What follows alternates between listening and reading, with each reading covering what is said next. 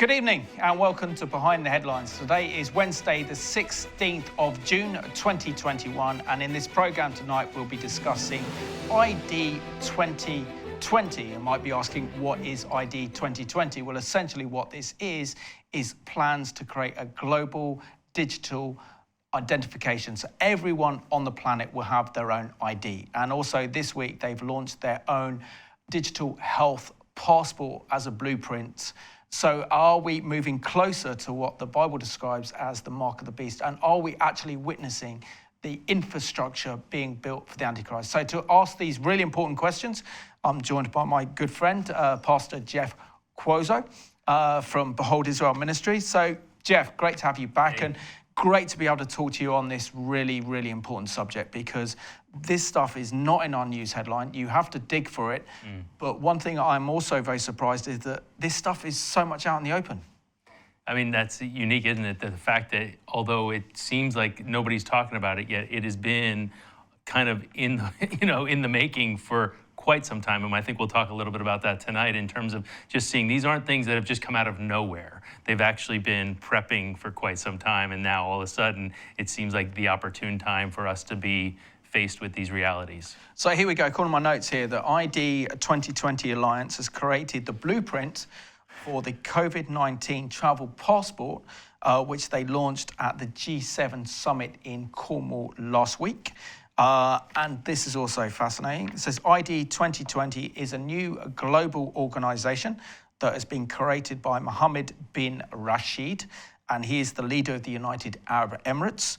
And this is supported by Microsoft, the Rockefeller Foundation, the Gavi Vaccine Alliance in partnership with the United Nations to create a global digital ID for everyone. So we are live, we are interactive, and the big question tonight is, would you accept a global digital ID card? Jeff, it's just extraordinary how through this COVID-19 pandemic, we are literally seeing the jigsaw come together to actually build the infrastructure of the Antichrist, the global economic system that he will use for the world government. I mean, it's absolutely extraordinary. Yeah, you're absolutely right, Simon. And again, we have seen the fact that this is something that, I mean, you mentioned Gavi, for an example, Global Alliance for Vaccines and Immunizations, which was started 20 years ago. So this is an organization with the British government funding and, Bill and Melinda Gates Foundation. They funded this project to start a global vaccine, which is interesting. 20 years ago, this was something that's been worked towards. And now here we find ourselves, they're now partnering with ID 2020 in 2016 to start to say, oh, IDs and vaccines, those could go together and we could start working hand in hand. And it's just very curious in light of what you're talking about. Absolutely. And I know that you're ahead of the game on this one because you sent me a kind of YouTube video with yourself and Amir Safati discussing ID 2020, and that was last year. But I think the big news story now is that they have the blueprints to have the travel health vaccine digital passport, that no one will be able to travel unless they have this vaccine. They want to dominate it. But for our viewers watching, can you explain who the ID 2020 Alliance actually is? Yeah, so again, you referenced some of the different players, Rockefeller Foundation, Bill and Melinda Gates Foundation, Gavi, and then Accenture. So all these groups coming together for this idea of an ID, because they would say that 1.1 billion people on the planet right now are without an actual identification. So it's not fair to them because they don't get to be a part of the system. So everything is always presented for everyone's well-being, for everyone's best interest, that we need to get everybody on the system for their benefit. And yet, as we keep talking about this, I think we're going to see there might be some ulterior motives here as well. Absolutely. Also, what's so interesting is that when you actually look into this ID 2020 Alliance, the individuals involved and the companies involved. The fact is that you've got major global companies involved in this that are pushing this. They are consulting with health experts and technological ID experts. They are working with UN agencies. They are working with governments in order to ensure that all of us essentially have our own digital identification.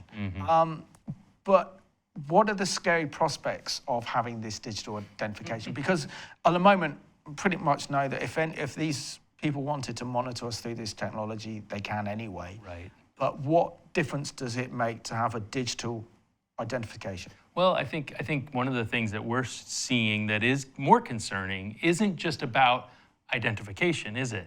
Because we're also seeing presented for us kind of this identification, as you referenced, this good health passport. Now it's actually delineating between certain individuals, and you're trying to bifurcate society in terms of different groups. These are the privileged, these are the not privileged, because you've got what we asked for, you don't have what we want. And so it starts to give a much more concerning separation within society when it comes to who's in charge and who gets to decide who gets what. And so there is a sense of control that's being taken that could really become nefarious. Oh, it could be nefarious if the wrong people had that control.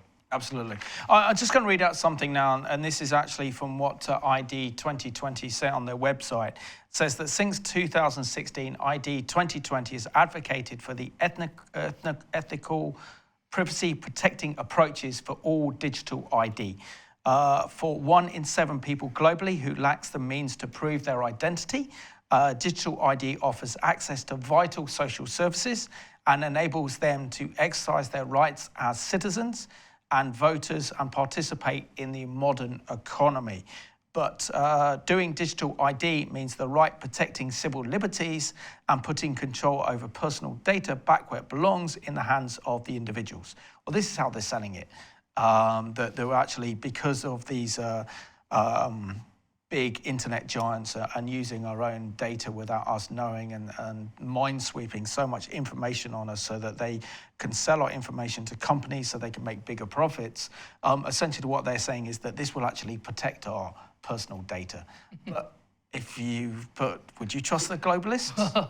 Well, I think, it begs the question, who gets to oversee all of this information? Who gets to oversee? There's got to be a centralized organization of some descript that gets to control all of this data. It's not each individual having their own data and nobody else gets to see it, because you have a central, database, don't you? And so that's the whole idea. So when you have these questions, these concerns of, wait, you've been selling my data or you've been using it for whatever purposes you have, they haven't been engendering trust within the society through their previous actions. So it does lean towards people asking a lot of questions around how can I know that I can trust you with this information going forward when I am not sure what I've seen so far. And one of the things you just said there, it again is being presented as this is for your best interest. This is for your benefit. And there was a quote from a gentleman named Albert Camus back, a while back. He was actually right before, Nazi Germany, and he lived through that time when he was in Paris, when all that went on. And he would say, the well-being of society, presenting this idea for the well-being of society is oftentimes the alibi of tyrants. And so they always present it with this, it's for your good we're doing this. But then, of course, they grab control at the same time. Also say on the website as well, Jeff, they say every day we rely on a variety of forms of identification to go about our lives. Our driver's license, passport, work badge, building access cards, debit and credit cards, transit passes, and more.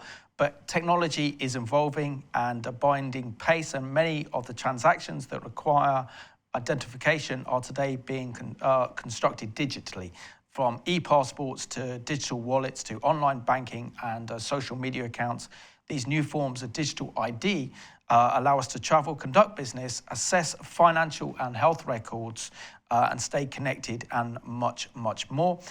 We are businesses, non-profit, governments, and individuals working in collaboration to ensure that the future of digital identity is needed. #GoodID. Now, it all sounds kind of good, and we know that we are living in a digital world. I suppose one thing that really has accelerated during this whole COVID-19 pandemic, Jeff, is the fact that, currency has been pretty much obsolete. How many last time we actually go out and actually using cash during these times when we're told, no, please don't pay with cash. use your credit card, do contactless. And so therefore we've been accustomed not to use cash. And of course, China is leading the world in terms of this technology. And they're the first major currency to go digital. Mm-hmm. Yeah, and I mean, again, I'm going to be going back to the Bible as a pastor, right? And Absolutely. And you and I both know what it tells us, that we are moving in this direction. This is why a lot of what's been happening in these last 12 to 16 months for us, Simon, is shocking. Like it's shocking, but yet not surprising at the same time, because you just go, well, yeah, this makes sense. Because you even referenced the fact that a year ago we were talking about ID 2020, and that was all based on the fact that, well, you just look at the book of Revelation, you look at Revelation 13, and you realize there's gonna come a day where people will not be able to buy or sell without some mark. And then you go, well, how do we get to that place? And so as you mentioned, this idea of cash, well, it's obvious that we're going to get to a place where there's a cashless society, because there has to be a digital system in place where that would even be possible to control people in that way. Because for many years, there's always been the cash dealings, and people are not necessarily recording everything as they should. But the point is, with a cashless society, now there's a much greater oversight of every single transaction, because that's what's happening with the digital yuan right now. They've airdropped it to their people there in China, but now they actually have oversight of every single transaction that takes place with that digital currency. So that's the underbelly of that digital, concept of the currency. And of course, also the Chinese also have this technology in place. They're actually implementing this technology now. There is a digital ID card in China which stores all your information on it. So all your medical records, all your banking details, all your qualifications, your driver's license, your passport number and details, what social media accounts you've used, where you live, your occupation. So all of this already is in place in China. The Chinese have it, and have kind of that face recognition technology as well, whereby if your credit ratings are so bad, you won't be able to get on a plane, you won't even be able to go on a train because you'll be blocked. So I think, we see that China's leading this in terms of technology, but certainly the globalists are trying to bring about, and our world leaders are very susceptible to this. I don't think this would have ever happened with President Trump in power. Maybe this is the reason why they wanted him out so much. Well, it does seem that way. And as you just said, I think, I think I've heard you say this before too, Simon, where it really almost feels like China is laying the groundwork and really setting out the blueprint for how do you control people? How do you control, a whole society? And even with the facial recognition technology, as you mentioned, the amount of cameras there in China and everything else. And now I've just heard that, Deliveroo here in the UK, looking at that same technology of facial recognition. And because again, it's for your best interest. We want to make sure that you're getting the right person and everything's being done above board. But again, it's using this technology which keeps leaning and kind of really taking us down that road.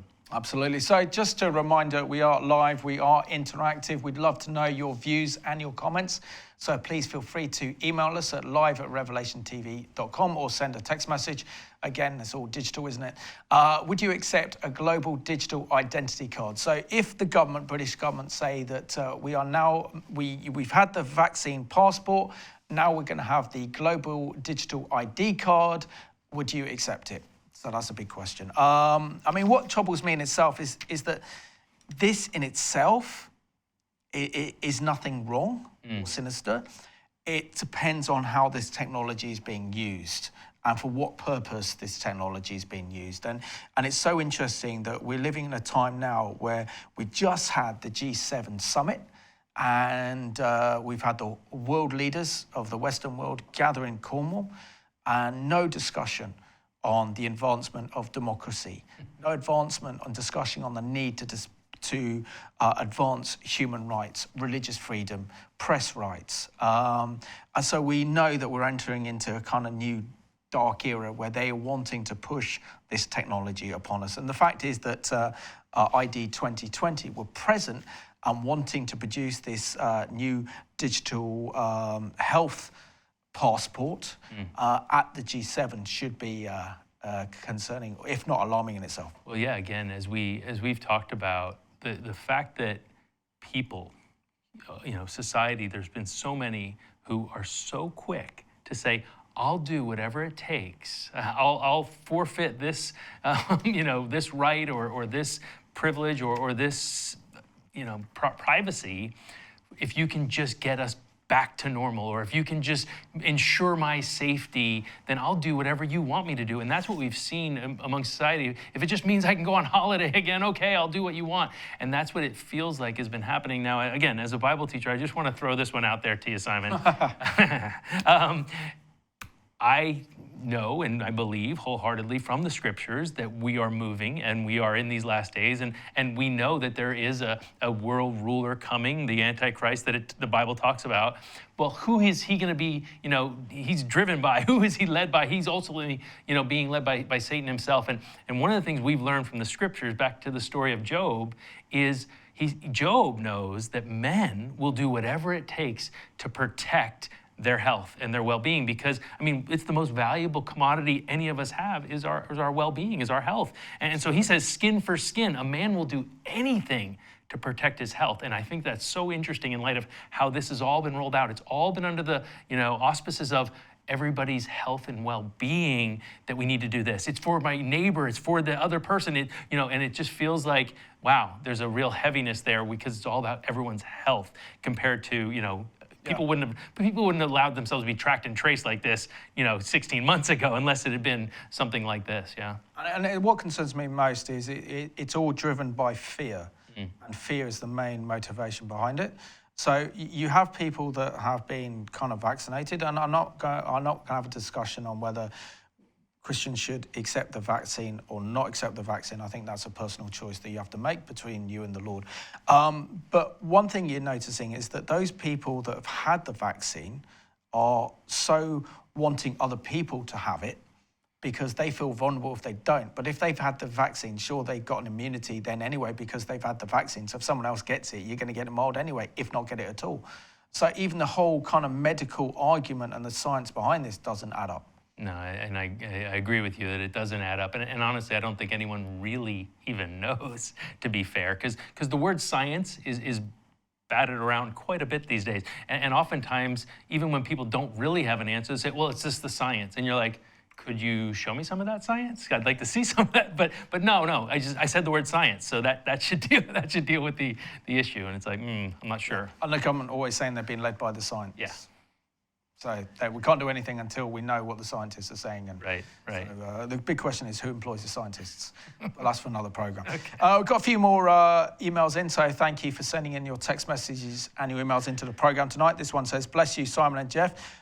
Will we have a choice? ? What will be the best way to protect ourselves? And that's from Graham. I think the only way we can really protect ourselves is by being strong in the Lord, isn't it?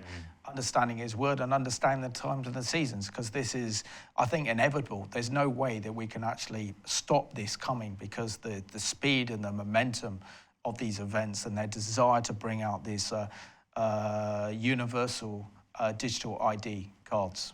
Yeah, no, I agree. It's something there, as you said, we need to make sure we're in the right place spiritually with the Lord, because, with these events, what we're watching, as you've said tonight, is the groundwork being laid for future events that are clearly portrayed for us in the book of Revelation, which means Jesus is coming back soon. Yeah. And so you and I want to be ready for that. And if somebody is listening tonight and they're not, it's time. It's time to get right with the Lord, because I believe he is coming back for his church very soon. And yeah, sooner than we think, I think. I think so. And got a few more. This is from Gillian, who writes, good evening, gentlemen. I've said from the onset of the pandemic that Chris Whitty, the chief medical officer, and Patrick Vallance, the chief scientist, over COVID had links years ago to Bill Gates, who funded research that both were involved in. Bill Gates' latest project is to send, calcium carbonate into the air to mask the sun. Yeah, I did hear something like that. It's very suspicious. China have also found out how to shut down the Western economy. Therefore, no, I would not accept the digital identity card. And that's from Jill. June says, hello, James. I've just finished reading The Summoning by Carl Gallups. It's all about the things you gents have highlighted tonight. Maranatha, our Lord reigns. And that's from June. So thank you for that one, June. and I'll read that one out a bit later. But going back to the ID 2020, this is also what they say. They say that in September 2015, all United Nations member states adopted the 2030 Sustainable Development Goals, including their commitment to providing legal identity for all birth registrations. They say that 1.1 billion people worldwide live without a digital ID, and protections for privacy are insufficient, with tracking, targeting and surveillance techniques becoming more sophisticated. You need better protections for your data. And this is what they put out. But also say, does this tie in with the UN's resolution that called for migrants and immigrants to go to any country that they wanted to go to, and that the government, that the nation of their choice had to provide them with all the kind of job prospects, not only the job prospects, the nice places to live and everything else. So is this part of creating a global citizen? So, for example, particularly to level up the difference between the wealth in the West and the poverty, say, in Africa and in South America, and trying to level it up? Yeah, I think you just said it exactly. I mean, this is what we've seen, why there's been two leaders, the only two really left that were in the planet who were nationalists, have both now been removed in this, amazingly enough, in these last 12 months. And as you see that, you realize that, yeah, there's trying to be this global system where there's no real superpower any longer, especially obviously in the United States, because then what we have is a system where everybody's just kind of, well, there's a cry for, we need strong leadership. We need strong leadership because there's a mess everywhere. And that's kind of, it feels like that's where things are going. The chaos is continuing to ensue across the planet, and it feels like that's what it's leading us to. But that's also very dangerous because they haven't taken into account the Chinese government wanting to become a world power.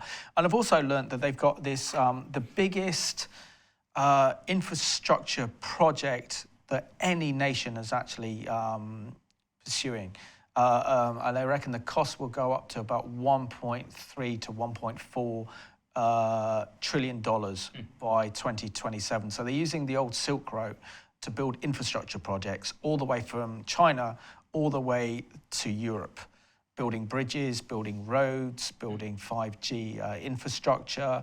And of course, all these countries are heavily subsidized by the Chinese government, but they're afraid that this might be a Trojan horse. It was put out by the Council of Foreign Relations.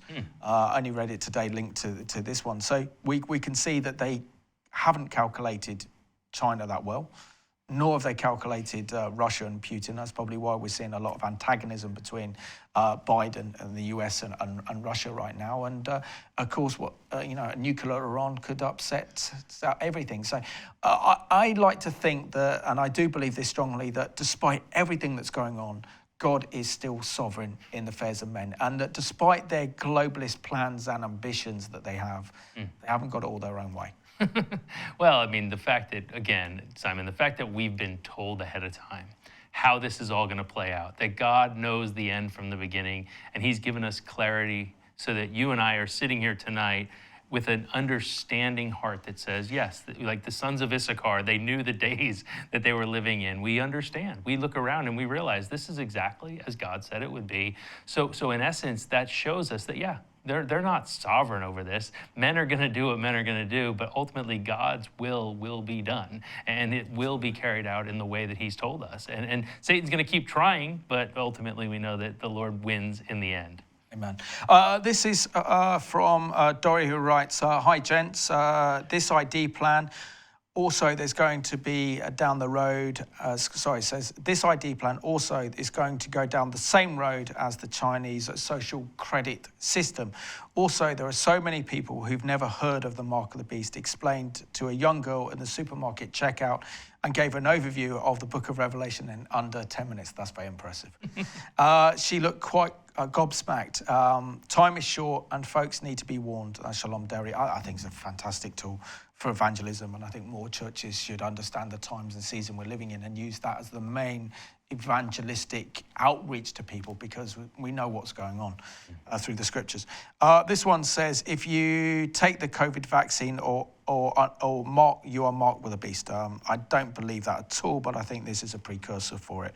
I just also want to get onto this thing, just before I go on this one, which is interesting here. It said that this is going back to ID 2020. It says that in 2018, ID 2020 alliance partners working in partnership with the United Nations High Commissioner for Refugees drafted a formal articulation of our perspective on ethical approaches to digital identity. The landmark ID 2020 Alliance Manifesto below lays out these shared principles and forms a starting point to guide the future of a digital identity globally. So it looks like we've got no choice in this, have we? It looks like it's going to be imposed on us. You know what? Yeah.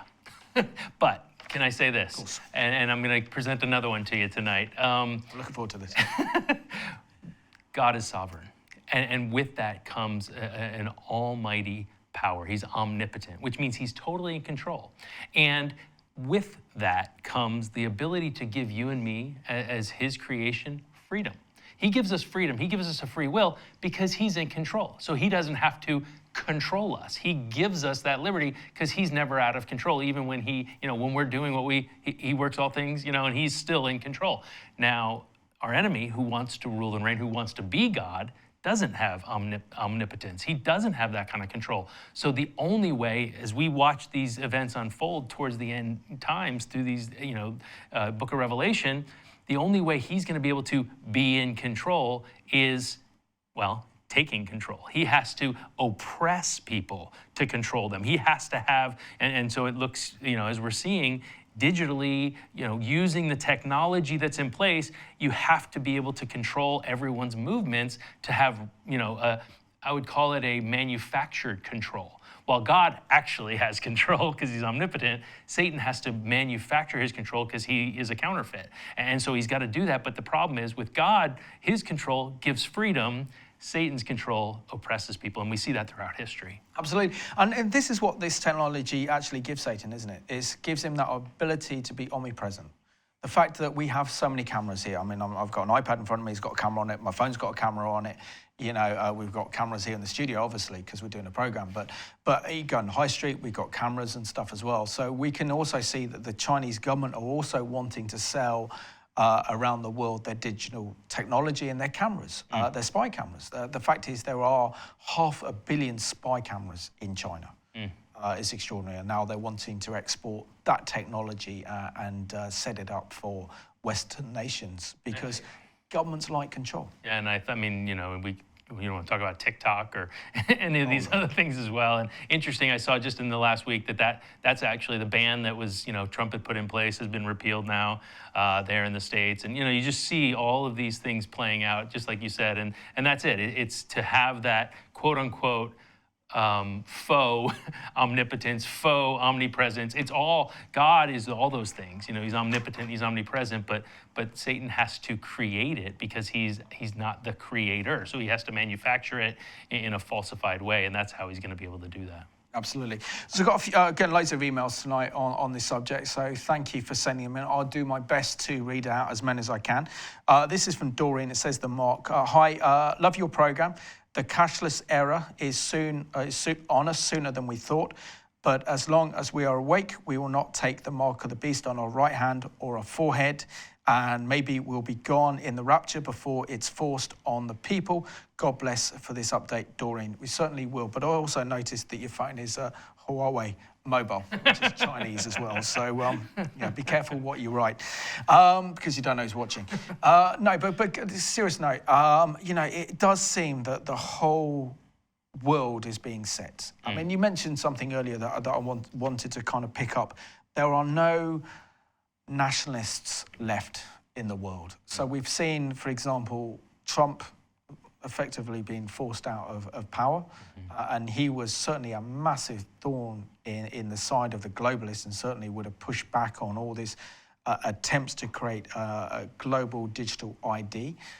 We also see that Benjamin Netanyahu, the Israeli Prime Minister, again another voice of moral clarity in the world, and another strong nationalist, is off the scene, and also replaced by Naftali Bennett, who made his fortune in internet security and internet banking.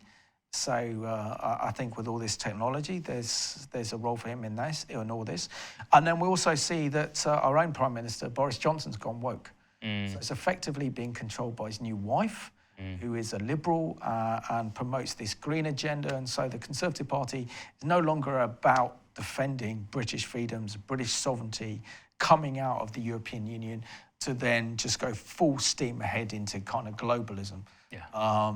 It's quite a scary world we're living in. Yeah, I mean, you just go to the government website, the UK government website, and you see, the 2030 sustainable goals and how everything is falling directly in line with the globalist agenda, just like, any of these other countries. Just even the whole Build Back Better concept has all been, from one entity. It all is being dispersed from one entity as a global agenda. And that's what we're seeing now, kind of starting to ramp up and quicker and quicker, right? Definitely. Well, this is the news angle of this part of the program. So this is the heading we've got: ID 2020 unveils draft blueprint for a digital health pass. So here we go. On their website, they announced that on the 11th of June, that was only 4 days ago, right? They publicly announced a draft blueprint for the Good Health Pass. You heard it, the Good Health Pass.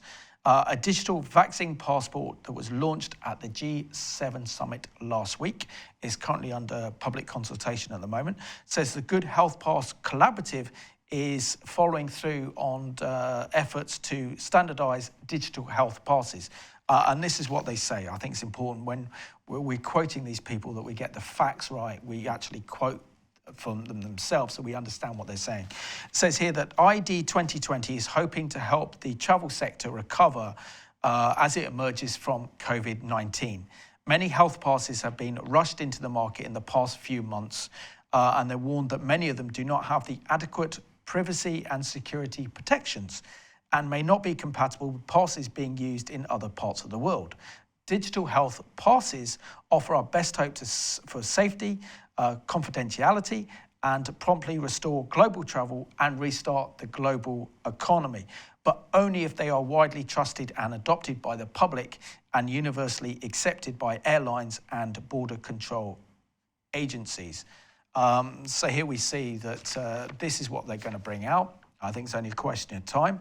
And unless you've had the vaccine, you're not going to be able to fly anywhere. And we've been told for months now that, this country, we've been told, we're not paper carrying country. We're not, going to have these passports.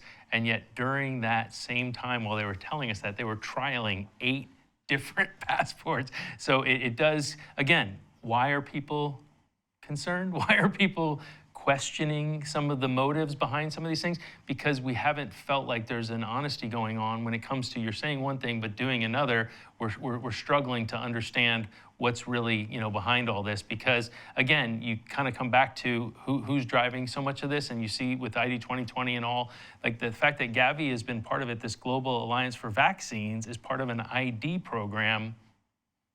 There's been a link here for quite some time between vaccines and ID.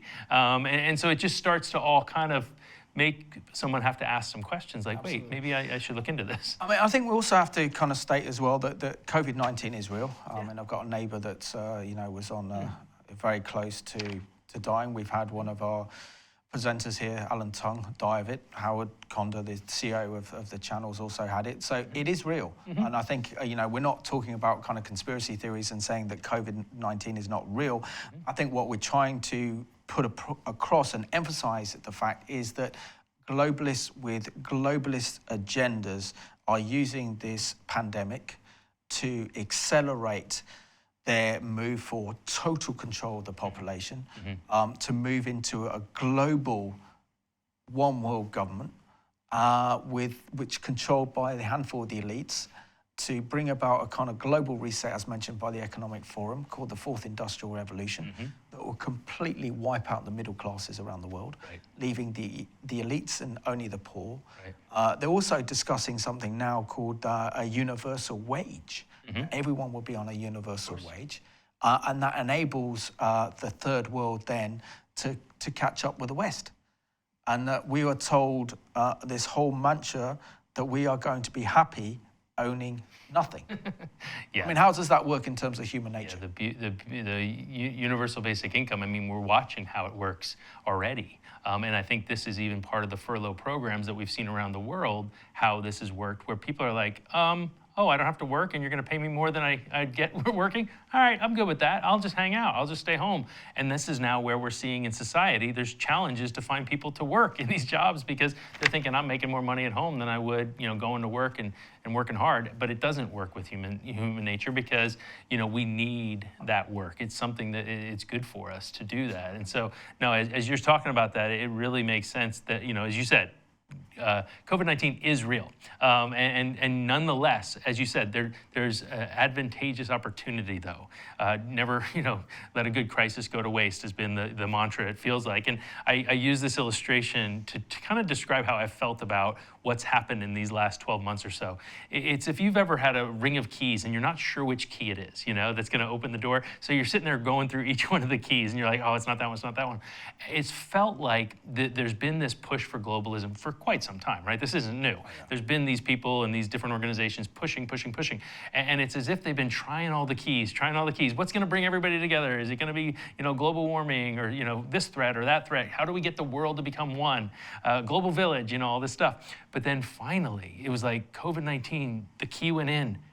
It turned the key, and it was like the door opened, and it was like, get all the agendas in, quick, get every one of these agendas that we've got, because it's time. We've got an opportunity here, and that's what it has felt like. Absolutely. So I've got quite a few more emails. This one says, what can we do about this if this goes ahead? I've had the vaccine, but don't want it forced on people. I had it because I would die. If I did die, I have a saviour who will welcome me home. And that's God bless you both from Glenda. So what can we do about it? I think it's inevitable, essentially. We can't do anything about it. This is full steam ahead. This says, good evening, Simon and Jeff. No way, people are sleepwalking into oblivion.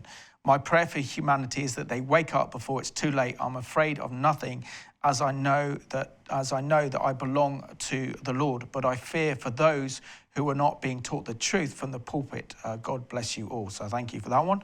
And Francis writes, wondering, having the two gentlemen on the show, have you taken the vaccine? Now, I've taken on this position. I am on the fence on this one. So I am not against it, and I'm not really for it. But what I'm concerned about is the gender behind it. And I know that, medical research is going into that one as a kind of global pandemic. The government needs to restart the economy. So the best way of doing that is through kind of vaccines, to get everyone kind of vaccinated from this. But I think it's a difficult issue, this particular one. And I think, I want to watch and see how this actually develops and pans out. Yeah, I mean, it is no question in its experimental stages. And, I saw a little meme that was these two little mice sitting there talking to each other. And the one says, hey, you getting the vaccine? The other one's like, no, I'm waiting for the human trials. Until they finish, then I'm going to. So it's a little bit scary to say that, but that is how it feels in some ways. There is so many question marks still for a lot of people. And so it's hard to know because it hasn't been FDA approved. It's, there's still question marks. So. Definitely. So this one is from Anita, who writes, evening, Simon and Pastor Jeff. It's lovely to see you both. Over the past years, we have seen photo IDs at work, and photo IDs are being brought in for so many things. During COVID, to register as vulnerable on the NHS app, you need a photo ID. If you don't have a driving license or a passport, or if you're disabled, then you can't prove your identity or get help. In this area, a lot of people prefer cash, and they're concerned about the idea of going cashless. I definitely feel that we are heading towards the mark of the beast. They track everything you do online now. I have had countless COVID tests and text messages say that I am COVID clear. I visit my dad in a nursing home. I have a vaccination card to say that I'm vaccinated, but it's clear where we are heading. I will protest and refuse a digital ID, as I do not think it's heading. I do think it's heading towards the mark. I think we need to be preparing for ourselves. So that's a great email. I just want to come back to you and say what actually the young director of ID 2020 has said. Her name is Dakota Grenier. She says that the standards proposed in the Good Health Pass interoperable blueprint will make it possible for the digital health pass systems around the world to be interoperable with one another, thus creating a trusted, convenient and seamless experience for travellers, as well as for airlines, airports and border control agencies. So effectively it means that, and she's also a millennial driving this, that actually won an award because of the Saudi leader, the leader of the United Arab Emirates, wanting to come up with these kind of global initiatives. Well, you just used the word. It sure sounds global to me.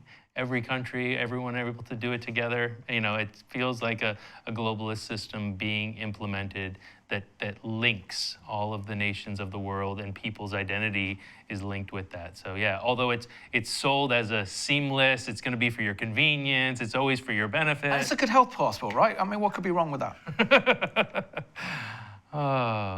Okay, now this is even more troubling. It says here that the identity and the governance, the organisation asked the G7 and G20 and the EU to create a working group on health and transport experts with the objective in mind. 125 organisations have signed up. Health and technology and travel sectors have signed up to this initiative.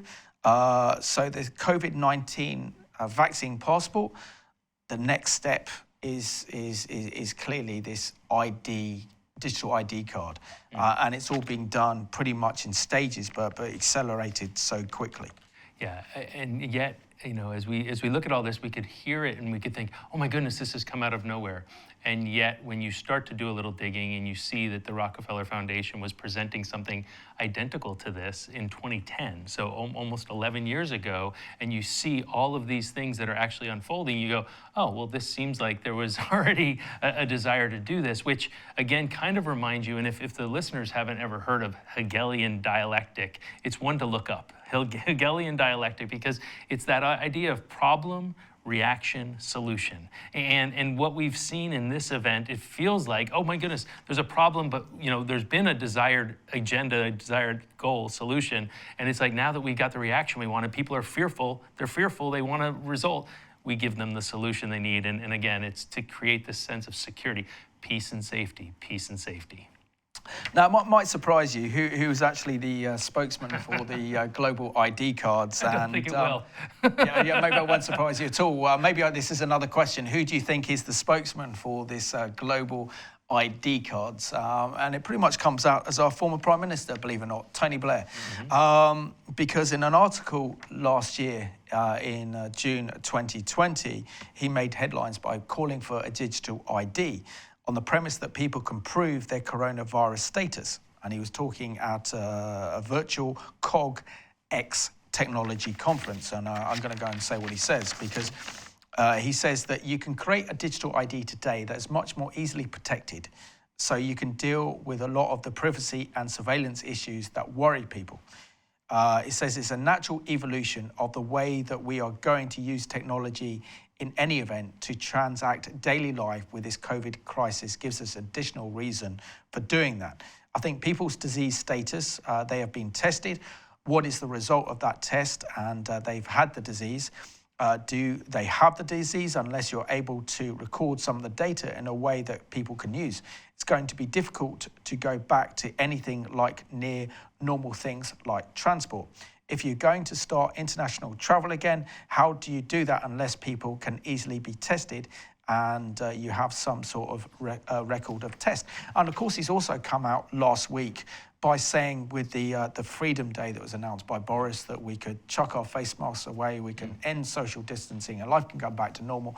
He said that that should be a privilege for those only who have had the vaccine. So they can go to they can go and watch the Euros at Wembley.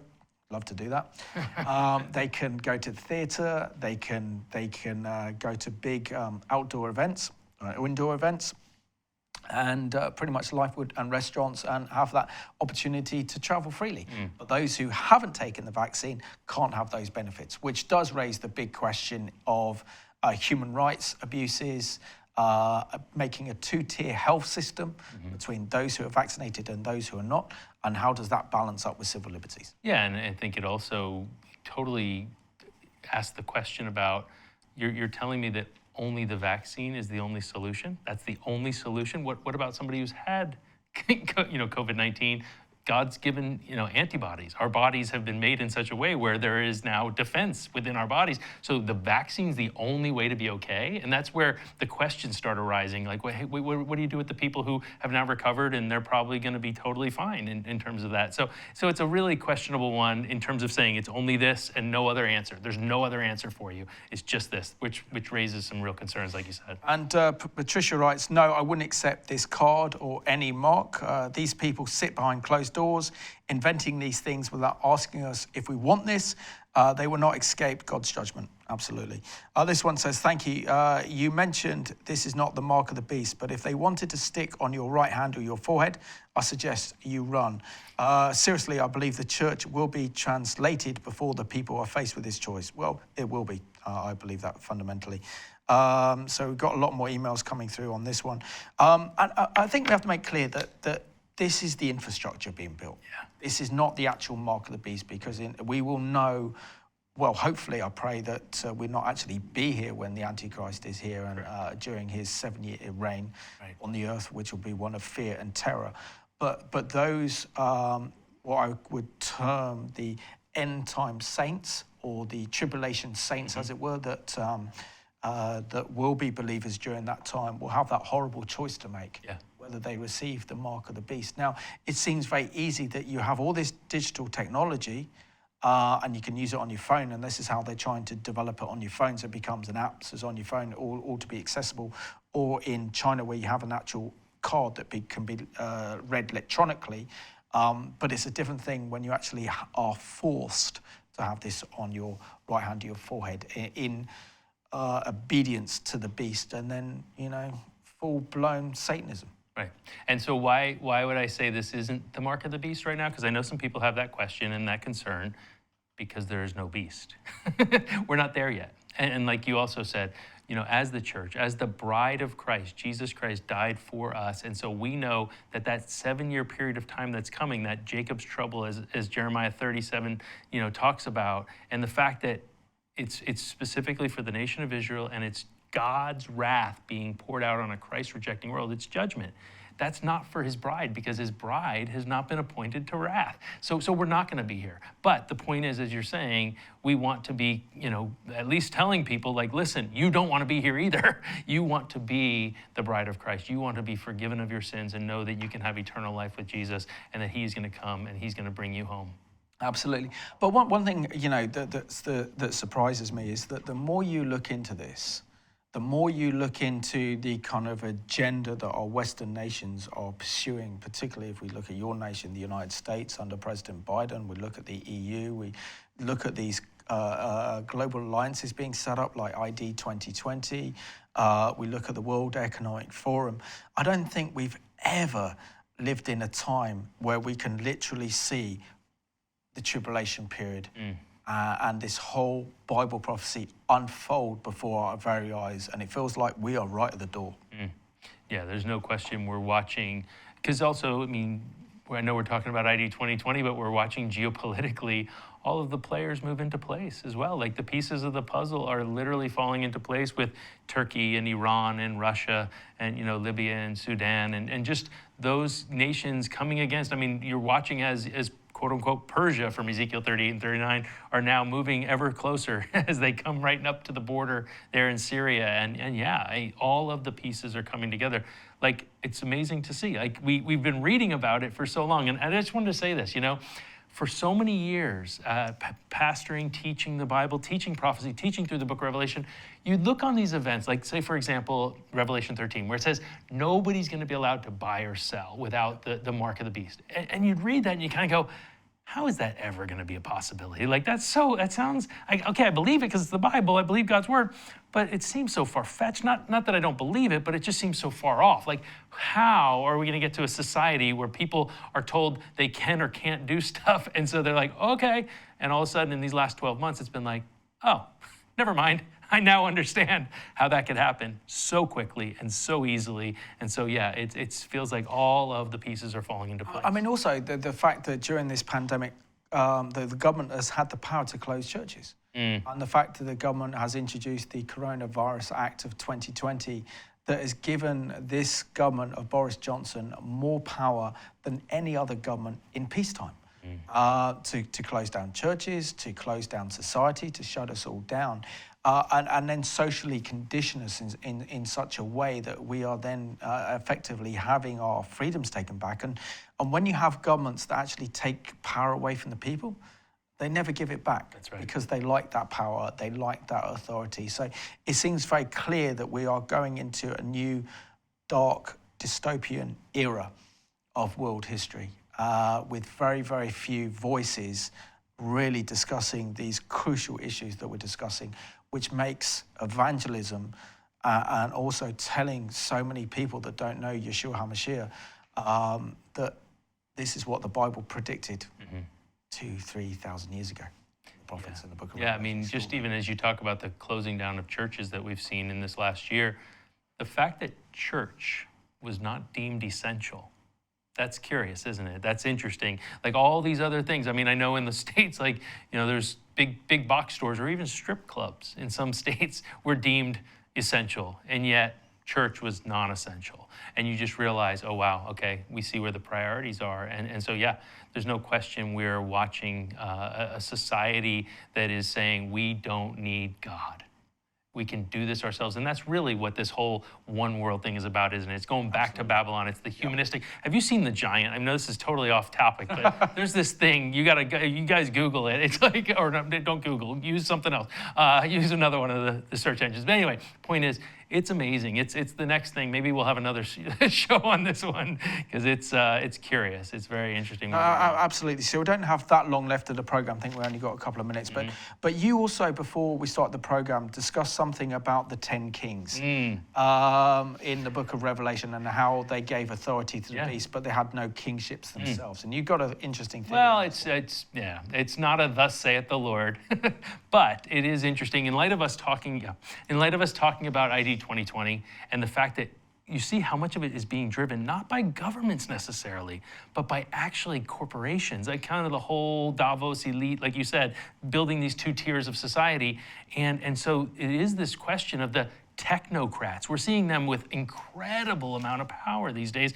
When you can shut a president down, that shows that you're a powerful organization or individual. And so the question of, I'm just throwing it out there, like those 10 kings, they seem to have a lot of power. No kingdom, but a power that they give to the Antichrist. So you wonder, because all that data, that's power. All that control, that's power. And so is this, something where we're going to see these are the people who get that for an hour? It says they're going to have their, they're going to have their day in the sun, so to speak, with the Antichrist, because power, is what they're looking for. So interesting. I don't know. Again, it's not a thus saith the Lord, but it is a curious one. Jeff, it's great that you can join me on Behind the Headlines. Always a pleasure having you on the program. I always value your kind of expertise and the work you do, and especially since you've driven all the way up from Bath as well. I mean, that's extra special. So thank you so much for being on the program tonight. Great to be with you, Simon. Thank you. And I want to thank you all for watching this program today. I think we've really discussed some very, very important issues. And as Christians, we need to be alert. We need to be watchmen on the walls of Jerusalem. We need to discern the times in which we're living in, and these end time events are accelerating at such an extraordinary pace that I don't think it's long before everyone will be forced to accept these digital ID cards, and then before we know it, all being monitored and controlled. So let's look up, because our redemption draws near. Let's put our faith in Jesus Christ and stay strong to him in these dark and dangerous times that are the end times. So thank you for watching Behind the Headlines.